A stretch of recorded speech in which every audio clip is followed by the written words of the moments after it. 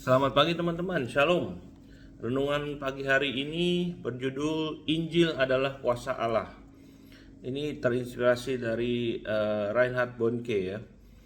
Ayat firman kita pagi hari ini dari Roma 1 ayat 16. Sebab aku mempunyai keyakinan yang kokoh dalam Injil, karena Injil adalah kekuatan Allah yang menyelamatkan setiap orang yang percaya.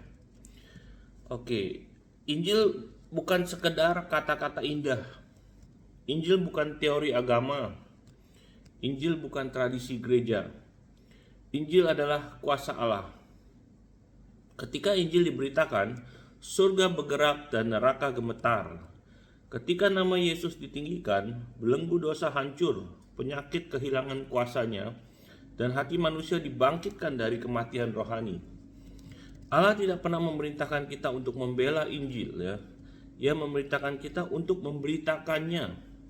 Injil akan membela dirinya sendiri karena di dalamnya ada kuasa Roh Kudus yang hidup dan bekerja. Banyak orang menunggu sampai mereka merasa siap sebelum percaya. Tetapi iman sejati tidak lahir dari perasaan, iman lahir dari firman Allah. Tuhan berkata, "Percayalah, maka tanda-tanda akan menyertainya." Salib bukan lambang kekalahan. Salib adalah tempat kemenangan terbesar dalam sejarah. Di atas salib dosa dikalahkan. Di atas salib kutuk dipatahkan. Di atas salib maut kehilangan sengatnya. "O death, where is your sting?" Dan ketika Yesus bangkit dari kubur, ia menyatakan kepada dunia bahwa kuasa Allah lebih besar dari kuasa kematian. Amin.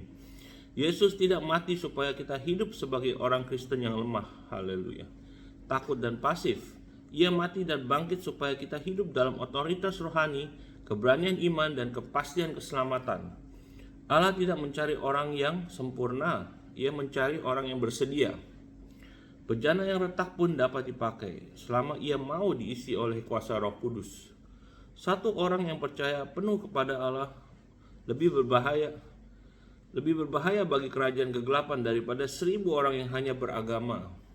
Saya ulang ya, satu orang percaya yang penuh kepada Allah lebih berbahaya bagi kerajaan kegelapan daripada 1.000 orang yang hanya beragama. Ketika engkau membuka mulutmu dan menyebut nama Yesus, surga berdiri di belakangmu. Ketika engkau melangkah dalam iman, kuasa Allah menyertai langkahmu. Jangan diam ketika dunia sedang menjerit. Jangan ragu ketika Injil memiliki jawabannya. Api Injil tidak boleh disimpan, api Injil harus dilepaskan. Mari kita merenung ya secara pribadi ya. Apakah aku benar-benar percaya bahwa Injil memiliki kuasa untuk mengubah hidupku hari ini? Do you really believe that the gospel has power to change your life today? Apakah aku lebih takut pada pendapat manusia daripada taat kepada Tuhan? Are you still worried about what other people think about you instead of obeying God? Di bagian mana Tuhan memanggilku untuk melangkah lebih berani dalam iman? Ya, mari kita deklarasikan bersama deklarasi iman ini. Aku percaya kepada Injil Yesus Kristus. Injil adalah kuasa Allah dalam hidupku. Aku tidak malu akan Yesus. Melalui darahnya aku ditebus. Melalui kebangkitannya aku hidup dalam kemenangan. Aku dipanggil untuk membawa terang di tengah kegelapan. Dalam nama Yesus, amin. Mari kita berdoa teman-teman.